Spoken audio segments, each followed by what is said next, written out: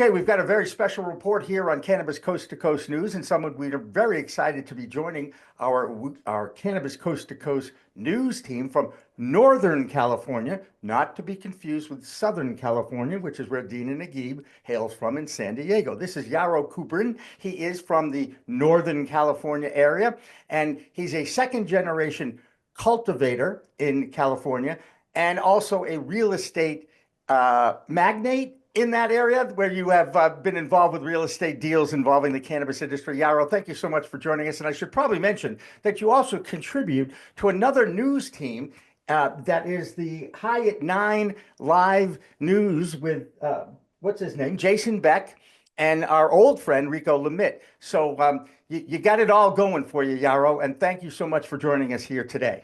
Yeah, 2 points of clarification right out of the gate. I'm not a real estate magnate. I'm a real estate mogul because Okay, a mogul is a bump on a hill, and that's pretty much what I am. The second thing is that I am not a contributor to High at 9 News. I am a detractor. They just can't unplug my microphone quick enough. But I tend to make sure that we don't have too much agreement wherever I go. Rounding into the California update for this week, we've got a lot of exciting and not so exciting things happening, some of which are new and some of which are lingering, like an infection that hasn't been knocked out by penicillin. On the infectious side, we've got this increase in taxes that is still poised to act as yet another nail in the coffin for regulated cannabis here in California. And we're seeing some legislation that's been put forth to try to stay that. But again, that's sort of like those people on the Titanic playing violin as the ship is going down. Even if it stays, it doesn't really provide meaningful tax reform. Trailing in the last couple of weeks, we've also seen some exciting stuff around consumption lounges down in Dina's area in Southern California, all the way down in San Diego. And so that's exciting. Rounding out, we just had the Hall of Flowers in Southern California. They do a biannual event, one in SoCal, one in NorCal. Their NorCal one is in September, I think, in Santa Rosa. Yep. But they had a great show, and I've heard nothing but fantastic feedback from those that attended the SoCal event recently. We've still got this lingering issue with hemp. We don't have parity between over-regulated cannabis and under-regulated hemp. And I think Gavin Newsom recognizes that if he's going to run for president like everybody thinks he is, he's going to need more than a gravelly voice and great hair. And so he's trying to show that he's tough on something. And right now, that tough on something looks like making hemp the bad cousin. It's the cousin without a fence. And so apparently you're not allowed to fence it here in California. And lastly, we are coming up against the opportunity for people to submit their cannabis products for the California State Fair.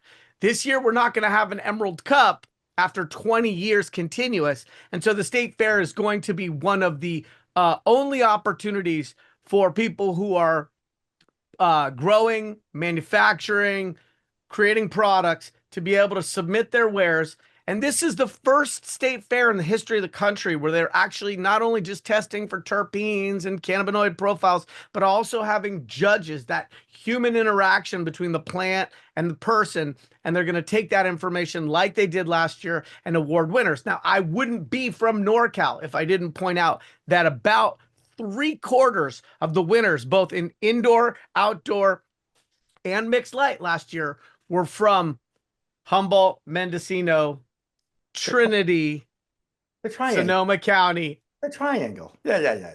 Triangle adjacent. And so my hope is that people remember that awards matter and that it's not just about the gold, it's about the glory. And so we have a window now for people to submit, and I'm really looking forward to judging it again this year. Tough job, but I'm going to handle it. I was going to say, have you ever been a judge? Because that is a good thing. Everybody feeds you free weed, basically, and free concentrates, and you get to pick which ones you like. How do you avoid layering? You know what I'm saying by that? I schedule it. Okay. And I limit what I do on a per 24-hour cycle. Gotcha. Good for you, by the way. And we all know that tolerance breaks are important to do in this when you're a regular user, because it's not fair to anybody's work that they come in third or fourth on a heavy evening of recreating. And so I actually schedule it with big hours in between. And I get a little exacting on it because I feel that the people who've put in so much work deserve to be judged when I'm completely clear-minded. Right. And by the way, you are right about your governor. He does have great hair. Now, I do want to talk a little bit about what governors are doing, not just in California, but in Maryland and in other states that have budget shortfalls, and the governors want to increase taxes on an already overtaxed, overregulated legal industry to make up for their own shortfalls. And again, cannabis is being used. The issue is used at the ballot box, and it's always a battle. And now it's being used again inside state legislatures.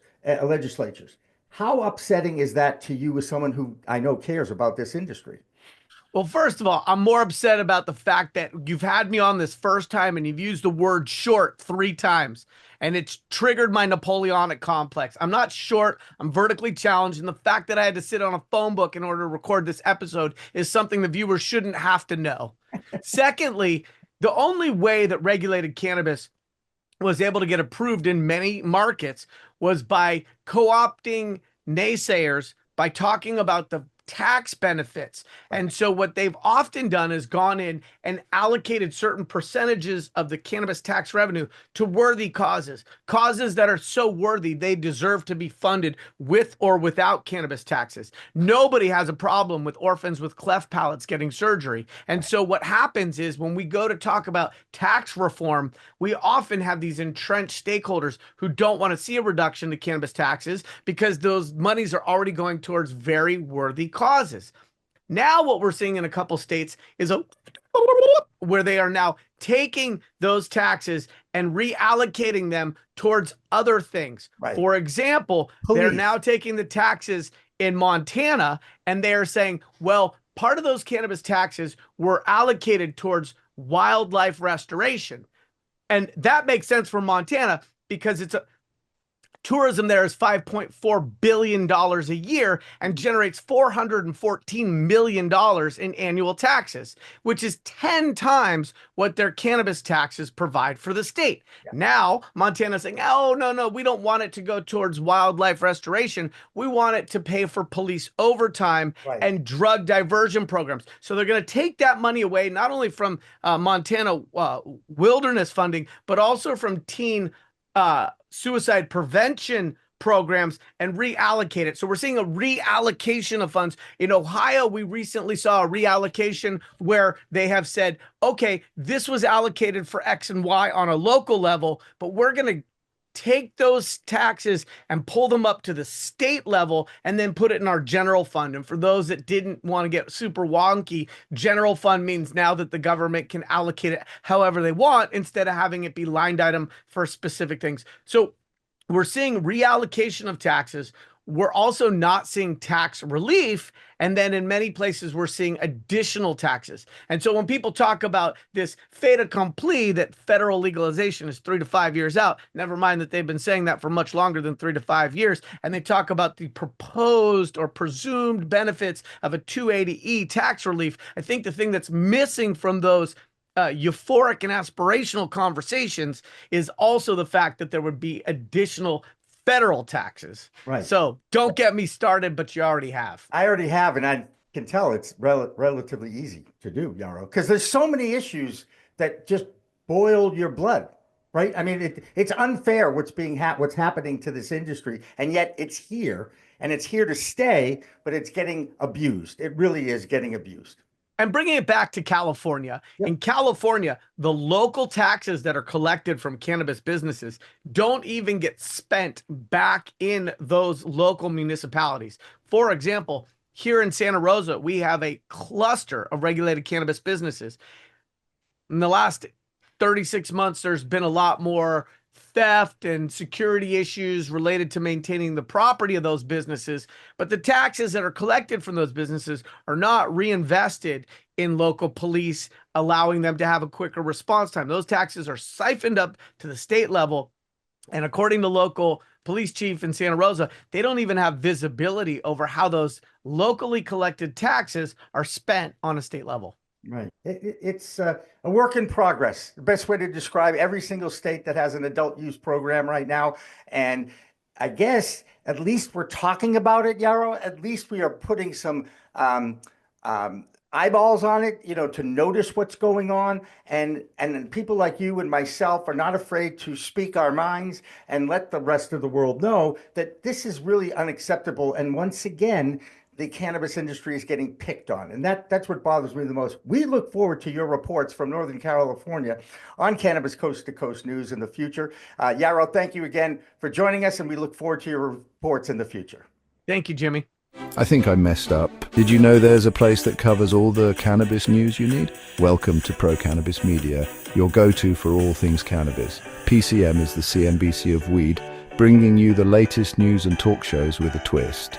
We've got 16 state correspondents and multimedia journalists from around the US and Canada. Hey everybody, it's Brandon Jones with Big Green Distribution with the Missouri Cannabis Report. I'm Karen Black from Greenfinger Consulting with the Arizona Cannabis Report. I'm Amy Carter from Michigan Weedsters. Andrew Behringer here reporting from Washington, D.C. Debbie Fazy with the Canadian Toke of the Week. It all started back in 2018 when founder Jimmy Young kicked off the In the Weeds podcast. His mission? Documenting the fight to end cannabis prohibition. Fast forward to today and we've got Cannabis Coast to Coast with Elena Pinto, delivering the nation's only TV-style cannabis news show. Hi, everyone. Welcome to another edition of Cannabis Coast to Coast, PCM TV's weekly roundup of industry news from California to New York. I'm Elena Pinto. As of August 2024, PCM has racked up over 1.2 million views and 14.5 million impressions on our YouTube channel. With 15,000 subscribers and growing, our reach is spreading like wildfire. PCM's website, YouTube, Rumble, Discord, Roku, Twitch, Spotify, iHeartRadio, Apple Podcasts, and even our very own PCM TV app. Get your cannabis news fix with Pro Cannabis Media. We're here to keep you informed and entertained. Stay tuned and stay lifted.